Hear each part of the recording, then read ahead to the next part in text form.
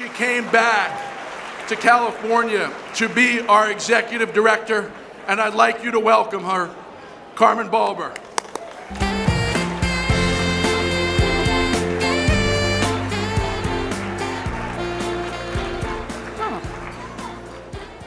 Well, I can say I'm thrilled to be back in California after 4 years inside the Beltway. And I'm really excited to be up here tonight to share with you a few of the accomplishments of our key advocacy programs on some of the top populist issues of the day that all of your incredible support tonight has made possible. With recent disclosures about the NSA's cooperation with corporate America in surveillance of Americans, our work to expose how internet companies are creating pervasive digital dossiers about Americans is more timely than it's ever been. Over the past 2 years, we have won a campaign to make Google's CEO testify under oath in the US Congress.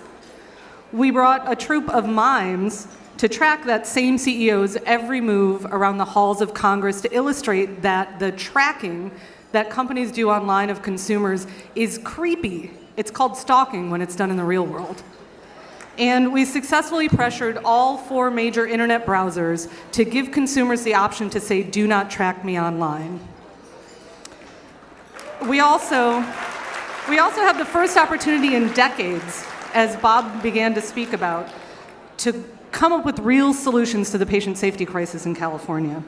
Twice this spring, we started a wave that Bob Pack mentioned, marching on Sacramento with Bob and dozens of families who are here in the room with us tonight, who shared their tragic stories of loved ones lost due to doctors' negligence, and the politicians actually listened. And as Roseanne noted, the politicians never listen. Because of them starting the wave, 2 weeks ago, the executive director of the Medical Board of California that has failed to police bad doctors for the last 4 decades was forced to step down.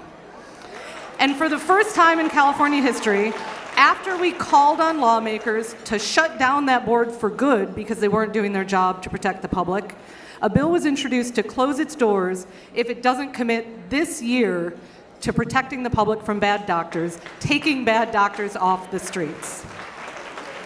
So I just want to thank all the families who are here today with us that started that wave with us and Bob, as well as, and ask them to stand along with Consumer Watchdog staff and Consumer Watchdog's board of directors who are fighting in the trenches for the public every day, and I appreciate their work so much. Everyone please stand. And I can't see if you are.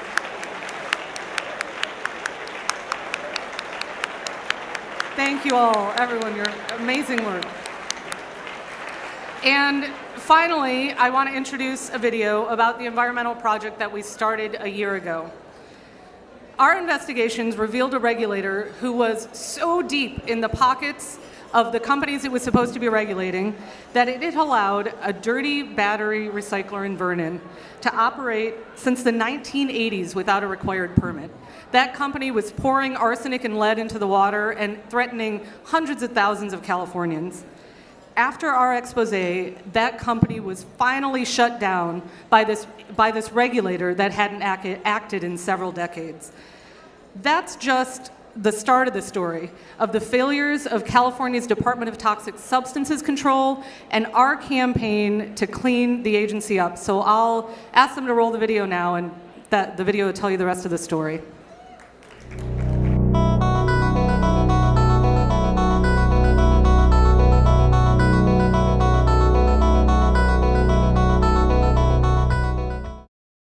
Talking about exposing adults and children to extremely poisonous chemicals and heavy metals. We're not doing near enough. In fact, we're allowing it to happen. It can give them problems, from learning disabilities to cancer.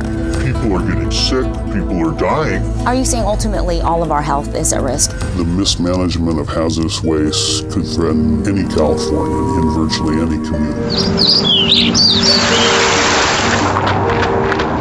California has some of the strictest anti-pollution laws in the nation. But sources in the Department of Toxic Substances Control say those laws are being ignored. I'm here for those communities that are suffering. Lisa Tucker authored this report accusing DTSC of allowing companies to operate on expired permits and to stay in business even when they repeatedly break California's pollution laws. People inside know that there is extensive pollution in some of these instances that can harm people, and they do nothing about it. And that is outrageous. Stop it. Senate Majority Leader Ellen Corbett and other state senators are calling for an independent investigation into the DTSC after our first report exposed weaknesses in permitting and enforcement. The commission is now investigating Deputy Director Odette Madriago after the investigative unit revealed she held stock in several businesses regulated by the DTSC. Wonder whether or not that's not a reason that this department has not been very aggressive